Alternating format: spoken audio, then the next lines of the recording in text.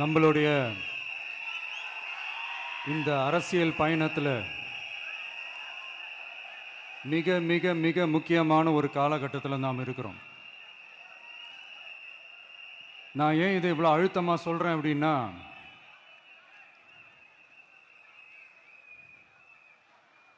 ஏதோ அழுத்தம் இருக்குமோன்னு நினைக்கிறீங்களோ?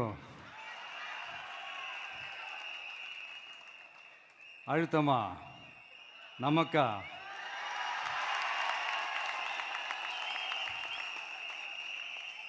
இந்த அழுத்தத்துக்கெல்லாம் அடங்கி போற ஆளா இந்த ஆளு? இந்த மூஞ்சா பார்த்தா அப்படியே தெரியுது உங்களுக்கு?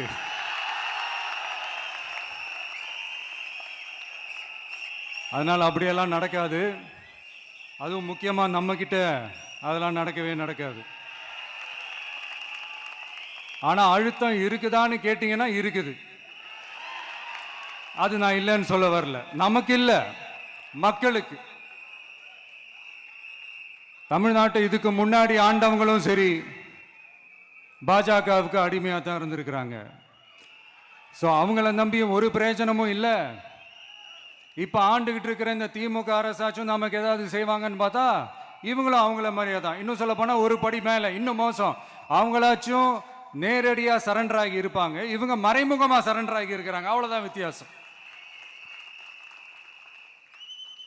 அதனால நீங்க பார்த்தீங்கன்னா அவங்களோட அந்த வேஷம் கலைஞ்சிடக்கூடாதுன்றதுக்காக இந்த கலர் கலரா கவர்ச்சிகரமான இந்த அறிவிப்புகள்லாம் வெளியிடுறாங்க. நோட்டீஸ் பண்ணியிருப்பீங்கன்னு நினைக்கிறேன்.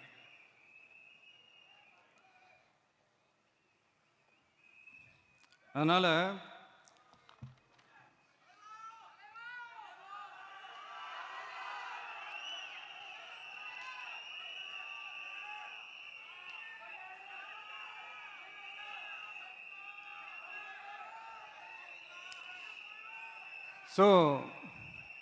இவங்க எல்லாரும் இப்படியே இருக்கிறாங்களே, நமக்காக உண்மையாக உழைக்கிறதுக்கு யாராச்சும் வந்துட மாட்டாங்களா அப்படின்னு மக்கள் ஒரு விதமான அதை வெளியில் சொல்ல முடியாத ஒரு அழுத்தத்தில் இருக்கிற நேரம் இது. மாற்றி மாற்றி ஓட்டு போட்டு ஏமாந்து அவங்க இப்போ நம்மளை நம்புகிறாங்க. நம்மளுடைய இந்த தமிழக வெற்றி கழகத்தை இந்த விஜய் கூட நிற்பான்னு நம்புகிறாங்க. நம்மளை நம்புறவங்களுக்காக நாம நம்பிக்கையோடு இருக்கணும்ல. அப்படின்னா இது முக்கியமான மிக மிக மிக முக்கியமான ஒரு காலகட்டம் தானே. அதனாலதான் அவ்வளோ அழுத்தமா நான் சொன்னேன். இந்த தேர்தல், இந்த கூட்டணி, இதெல்லாம் பத்தி நிறைய இந்த ஹேஷியங்கள் ஜோஷியங்கள் எல்லாம் நடந்துகிட்டு இருக்கு இல்லையா? என்னப்பா இந்த விஜய் இப்பதான் வந்திருக்கிறாரு, இவர் கூடலாம் யார் வரப்போகிறா, அவங்க வரமாட்டாங்க, இவங்க வரமாட்டாங்க, அப்படி இப்படின்ட்டு நம்மளை பற்றி ஒரு அண்டர் எஸ்டிமேட் பண்ணிகிட்டு இருக்காங்களே. அதுனா நமக்கு புதுசாக என்ன? 30 வருஷமாக நம்மளை அண்டர் எஸ்டிமேட் பண்ணிட்டு தான் இருக்கிறாங்க. ஆனால் மக்கள் கரெக்டாக நம்மளை எஸ்டிமேட் பண்ணி ரொம்ப அழகாக, ரொம்ப அக்கறையாக, ரொம்ப தெளிவாக, ரொம்ப தீர்க்கமாக நமக்குன்னு ஒரு இடத்த கொடுத்துருக்குறாங்கல்ல. எப்படி? என் கேரியரின் உச்சமான ஒரு இடத்த கொடுத்துருக்குறாங்கல்ல. அதை இந்த நாடே பார்த்துக்கிட்டு இருக்குல்ல. ஏன் அப்படி எனக்கு அந்த இடத்த கொடுக்கணும்? ஏன்னா இந்த விஜய் நம்ம பிள்ளையாச்சே, நம்ம அண்ணனாச்சே, நம்ம தம்பி ஆச்சேன்னு சொல்லி அவங்க மனசுல அப்படி தோணுது. அதனாலதான் நமக்கு அப்படி ஒரு இடத்த கொடுத்து உள்ளன்போடு அள்ளி நம்மளை அரவணைச்சிக்கிட்டு இருக்கிறாங்க. அப்படி நம்மளை நம்புறவங்களுக்காக நாம உழைக்கிறதே அது ஒரு பழக்கமாகி இப்ப அதுவே என்னுடைய ஒரு ஒரிஜினல் கேரக்டராகவே மாறிடுச்சு. இத்தனை வருஷமா இருக்கிற அந்த உழைக்கிற குணம் அது எப்படி மாறும்? அதெல்லாம் மாறவே மாறாது. அரசியலுக்கு வந்ததுக்கு அப்புறமும் சரி, ஆட்சி அதிகாரத்துக்கு வந்ததுக்கு அப்புறமும் சரி, ஒன்னே ஒன்று சொல்ற, எழுதி வச்சுக்கோங்க. இதுக்கு முன்னாடி இருந்தவங்க மாதிரியோ இல்லை இப்போ இருக்கிறவங்க மாதிரியோ ஊழல் செய்யவே மாட்டான்.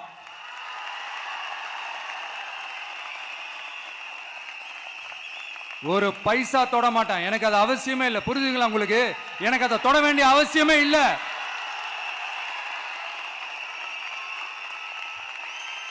ஒரு துளி ஊழல் கரை கூட படியவே படியாது, படியவும் விட மாட்டான். நீங்க கேட்கலாம், இது என்ன சினிமாவா? இதன முதல்வன் படமா? ஒரே நாள்ல வந்து இவர் எல்லாத்தையும் கிளீன் பண்ணிடுவாரான்னு நீங்க கேட்கலாம். ஓகே, பிராக்டிகலா அது பாசிபிள் இல்லதான். But it is a process, right? It is a process. இப்படி எதுக்குமே ஆசைப்படாத ஒருத்தன் அரசியலுக்கு வரான் அப்படின்னா, அவன் கண்ணு முன்னாடி ஏதாவது ஒரு தப்பு நடக்குது அப்படின்னா, அவன் கண்ணு முன்னாடி ஏதாவது இந்த மாதிரி ஒரு ஊழல் நடக்குது அப்படின்னா, அதை பார்த்துக்கிட்டு அவன் சும்மா இருப்பான்னு நினைக்கிறீங்க?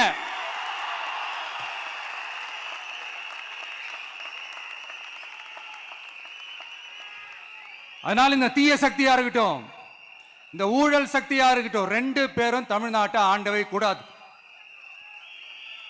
அப்படிப்பட்ட இந்த கட்சிகளை உண்மையா தில்லா எதிர்க்கிற அந்த கட்ஸும் கெத்தும் நம்ம கிட்ட மட்டும்தான் இருக்கு.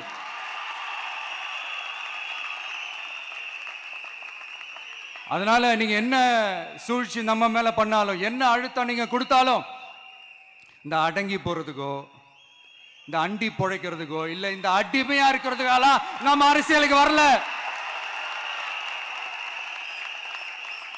என் மண்ணுக்கும் மக்களுக்கும் யார் என்ன தீங்கு செஞ்சாலும் அதை எதிர்த்து அவங்க கிட்ட இருந்து நம்ம மக்களை பாதுகாக்கிறதுக்காக தான் நம்ம அரசியலுக்கே வந்திருக்கிறோம்.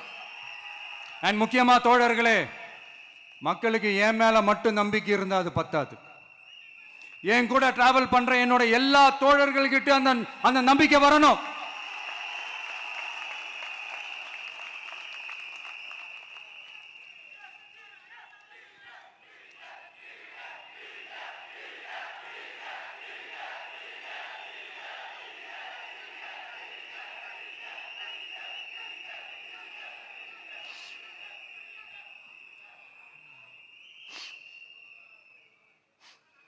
அந்த நம்பிக்கை இல்லைன்னு நான் சொல்ல வரல, இருக்குது.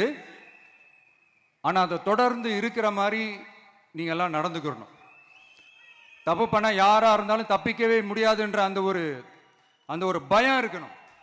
எல்லாரும் உங்களை தான் கேட்கிறேன், எல்லாரும் உண்மையா உழைப்பீங்கல்ல?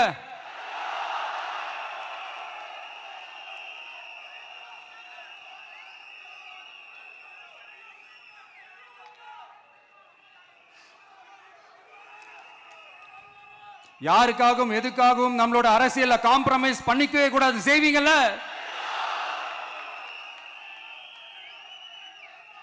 அண்ட் தயவு செஞ்சு எல்லாரும் கொஞ்சம் ஒற்றுமையா இருந்து சேர்ந்து உழைச்சி ஜெயிப்பீங்கல்ல? சரி, நமக்காக நம்ம மக்கள் கண்டிப்பா ஓட்டு போட்டு ஜெயிக்க வைப்பாங்க, அதுல எந்த மாற்று கருத்துமே கிடையாது. அப்படி ஜெயிக்கிறதுக்காக நாம் என்ன செய்ய போறோம்? மக்களிடம்னு செல்னு அறிஞர் அண்ணா அவர்கள் சொன்னதை ரொம்ப டீப்பாக சின்சியராக அடாப்ட் பண்ணுறதோட மட்டும் இல்லாமல் நம்மளோட அரசியலில் அதை செயல்படுத்தணும். அதுதான் முக்கியம். ஏன்னா இப்போ அரசியல் இருக்கிறவங்க அண்ணாவை மறந்துட்டாங்க. அண்ணா ஆரம்பித்த கட்சியும் அண்ணாவை மறந்து சுயநலமாக மாதிரி பல வருஷம் ஆச்சு. அண்ணா பேரில் இருக்கிற கட்சியும் அவரை மறந்து பல வருஷம் ஆச்சு. ஆனால் நாம அவரை மறந்துடக்கூடாது. மக்கள்கிட்ட போகணும், மக்களோட மக்களாகவே இருக்கணும், மக்களுக்காகவே இருக்கணும். அதுக்காக நாம் என்ன செய்ய போகிறோம், என்னெல்லாம் செய்ய போகிறோம், அதுக்காக தான் இந்த மீட்டிங். ஆரம்பிக்கலாமா? இந்த ரெண்டு கட்சிகள், ஆண்ட கட்சியா இருக்கட்டும், இப்ப ஆள்ற கட்சியா இருக்கட்டும், அவங்கள பொறுத்த வரைக்கும் பூத்துனா என்ன தெரியும்ல? அவங்கள பொறுத்த வரைக்கும் பூத்துனா கள்ள ஓட்டு போடுற இடம். ஆனா நமக்கு, நம்ம டிவிகேக்கு அது ஒரு ஜனநாயக கூடம். அங்க ஜனநாயகம் திருடாம நம்ம பார்த்துக்கணும். ஒவ்வொரு ஓட்டையும் நம்ம பாதுகாக்கணும். எப்படி பாதுகாக்கிறது? ஒவ்வொரு வீட்டில் இருக்கிற ஒவ்வொரு ஓட்டும் நமக்கு தானே ஃபர்ஸ்ட் கன்ஃபார்ம் பண்ணுங்க. எனக்கு தெரிஞ்சு தமிழ்நாட்டில் ஒரு 2.25 கோடி ரேஷன் கார்டுகள் இருக்கும்னு நினைக்கிறேன். அவங்க எல்லாரும் வேற வேற எந்தெந்த கட்சியில் இருந்தாலும் கட்சி வேறுபாடு எல்லாத்தையும் தாண்டி இந்த விஜய் அவங்க வீட்டில் ஒருத்தனா வாழ்ந்துட்டு இருக்கிறான். அவங்க குடும்பத்தில் ஒருத்தனா பார்த்துக்கிட்டு இருக்கிறாங்க. அதனால இந்த கட்சி கிச்சி எல்லாத்தையும் தாண்டி இந்த விஜய் கூட நிக்கணும்னு முடிவு பண்ணிட்டாங்க. அதனால அப்படி முடிவு பண்ண அவங்கள பாதுகாப்பா பூத்துக்கு கூட்டிட்டு வாங்க. நம்மளோட இந்த விசில் சின்னத்துக்கு ஓட்டு போட வைங்க.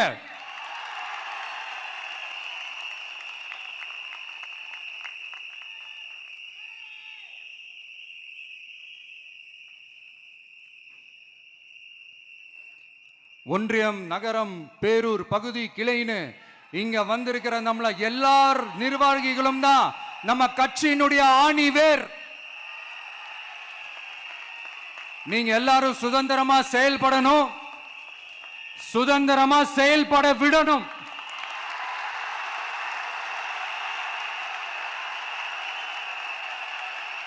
நீங்க ஒவ்வொருத்தரும் எனக்கு முக்கியம்.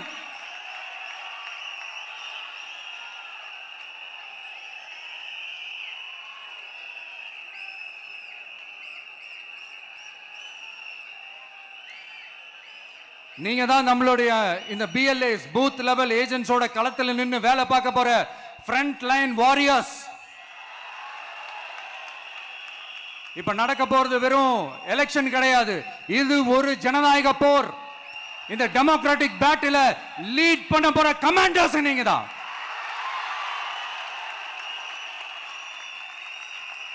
நான் ஏன் இது எவ்வளவு ஸ்ட்ரெஸ் பண்ணி சொல்றேன் அப்படின்னா, இந்த தீய சக்தி எப்படி, இந்த தீய சக்தியோட தில்லு முள்ளுலாம் உங்களுக்கே நல்லா தெரியும். முழிச்சிட்டு இருக்கும் போது முழியை தோண்டி எடுத்துட்டு போற கூட்டம். அதனால கொஞ்சம் ஜாக்கிரதையா இருக்கணும். நம்ம எலெக்ஷனுக்கு இன்னும் 3 மாசம் தான் இருக்குது, அவ்வளவு கூட இல்லைன்னு நினைக்கிறேன். இந்த 3 மாசத்துல நீங்க செய்ய போற அந்த களப்பணியில தான் நம்மளுடைய வெற்றியே இருக்குது. உங்களுக்கு இந்த விஜய் பிடிக்கும்ன்றது உண்மைனா, சத்தியம்னா, உங்களோட உழைப்புல அதை காட்டுங்க. அப்புறம் நாங்க அறிவிக்க போற வேட்பாளர்களுக்கு நீங்க உங்களுடைய முழு ஒத்துழைப்பை நீங்க கொடுக்கணும். கொடுப்பீங்க தானே?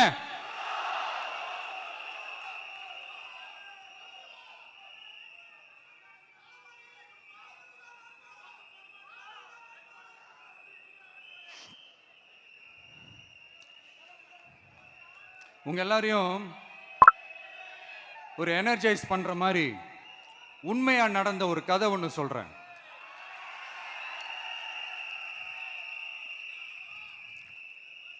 சொந்த நாட்டையே ஒரு கூட்டம் அபகரிக்குது. சொந்த நாட்டிலேயே இருக்க முடியாத அளவுக்கு ஒரு நெருக்கடி ஏற்படுது. ஸோ வேற வழி இல்லாமல் அந்த நாட்டை விட்டே வெளியே போய் வேற ஒரு இடத்துக்கு போய் காடு மலை அப்படி இப்படின்னு சுற்றி மறைஞ்சு வாழ வேண்டிய ஒரு சூழ்நிலை ஏற்படுது. என்னடா இப்படியே ஓடிக்கிட்டு இருக்குமேன்னு சொல்லிட்டு தன்னோட நட்பு சக்திங்க கிட்ட பேசி ஒரு பெரும் படையை திரட்டிக்கிட்டு அதிரடியா ஒரு போரை நடத்தி அந்த நாட்டையே திருப்ப மீட் எடுத்தது யார் தெரியுமா? நம்ம கொள்கை தலைவர்களை ஒருத்தரான ராணி வேலு நாச்சியார் அவர்கள் தான். அவங்களுக்கு அந்த நட்பு சக்தியா கூட இருந்து உழைச்சது சின்ன மருது, பெரிய மருது, சையது, கார்கின்னு சொல்லிட்டு அந்த 3 பேரும் தான். ஆங்கிலேயர் படை, ஆற்காட்டு படை மாதிரி அந்த 2 பெரும் படையை அடிச்சு துவம்சம் பண்ணிட்டு அந்த நாட்டையை திருப்பி மீட்டு எடுத்தது வேலு நாச்சியார். அன்னைக்கு இருந்த ஆங்கிலேயர் படை, ஆற்காட்டு படை மாதிரி இன்னைக்கு என்னென்ன படை இருக்குதுன்னு உங்க எல்லாருக்குமே நல்லா தெரியும். அதனால அந்த 2 படை மட்டும் இல்ல, இன்னும் எத்தனை படை வந்தாலும் எதிர்த்து நின்று ஃபேஸ் பண்றதுக்கு ஒரு நல்ல தலைமையும் இத்தனை சக்திகள் என் கூட இருக்கும் போது, இத்தனை சின்ன மருது, இத்தனை பெரிய மருது, இத்தனை சையது, கார்கிகள் என் கூட இருக்கும் போது நம்ம நாட்டை நம்மளால மீட்டெடுக்க முடியாதான?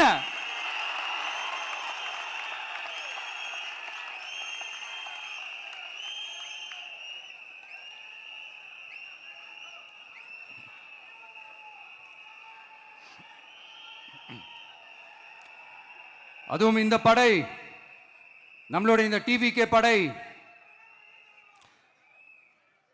நட்பு சக்தி இருந்தாலும் இல்லைனாலும் தனியாவும் நின்று கெத்தா ஜெயிக்கிற அளவுக்கு ஒரு மிகப்பெரிய படை. அதுலயும் ரொம்ப முக்கியமா இன்னைக்கு இந்த கூட்டத்துக்கு வரலனாலும் நான் அந்த போர்ல நடந்த அந்த கதை மாதிரி கட்ஸான குயில்கள் நிறைந்த பெண்கள் படையும் நம்மளோட இருக்கிறாங்க. அந்த பெண்கள் படையை பார்த்துதான் அரசியல் அரங்கமே அதிர்ந்து போயிருக்குது. அதனால எல்லாரும் ஒரு நிமிஷம் எனக்காக எந்திரிச்சு நில்லுங்களேன் ப்ளீஸ். நான் சொல்றதை கொஞ்சம் ரிப்பீட் பண்ணுங்க.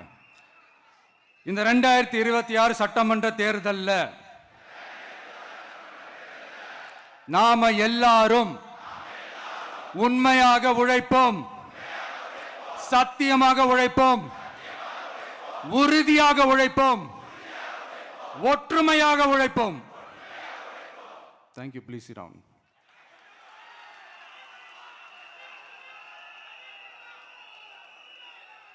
உங்களோட இந்த வார்த்தையை நான் மனப்பூர்வமா நம்புறேன். நான் ஏற்கனவே சொன்ன மாதிரி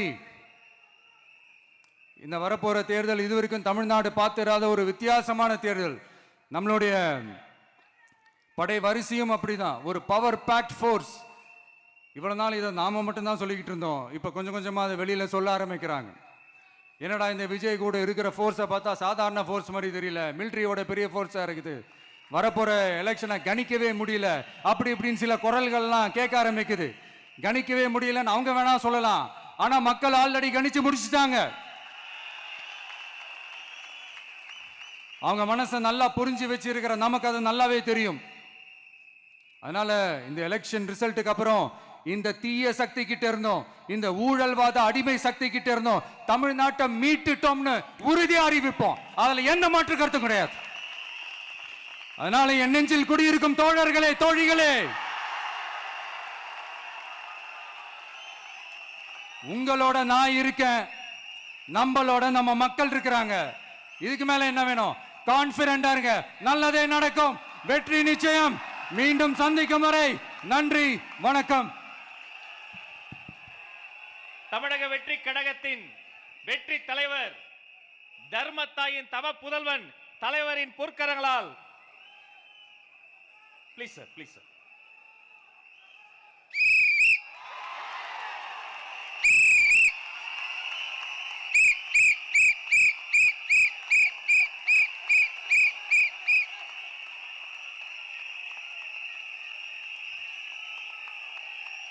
நம்ம சின்னம் உங்கள் சின்னம், நம்மளுடைய வெற்றி சின்னம் விசில். கப்பு முக்கியம் பகிலே.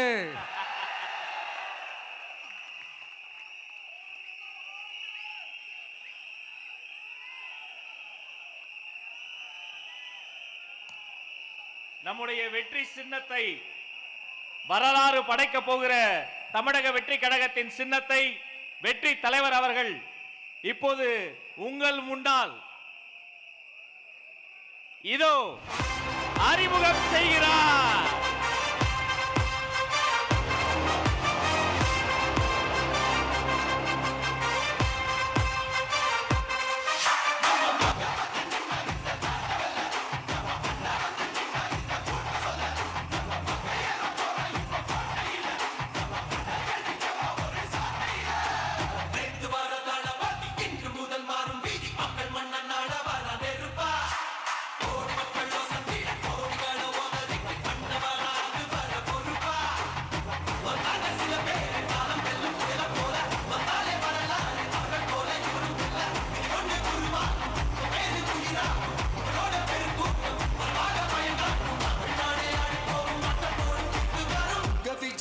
விஜய் உயிர் என்ன வரனா,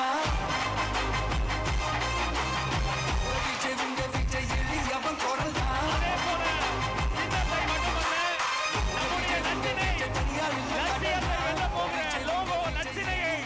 வெற்றி தலைவர் இதோ அறிமுகம் செய்கிறார்.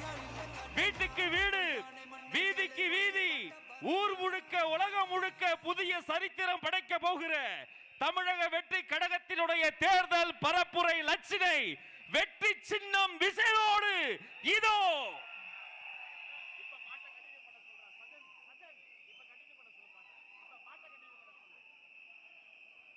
வெற்றி தலைவரின் வெற்றி சின்னம் விசில். உழைக்கும் மக்களின் சின்னம் விசில், பாட்டாளிகளின் சின்னம் விசில், தாய்மார்களின் சின்னம் விசில், தமிழ்நாட்டின் சின்னம் விசில்.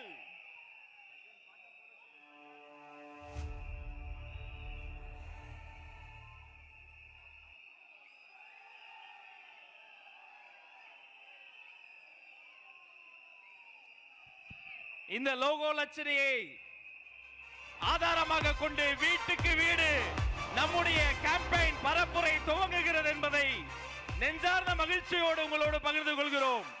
இனி வீட்டுக்கு வீடு,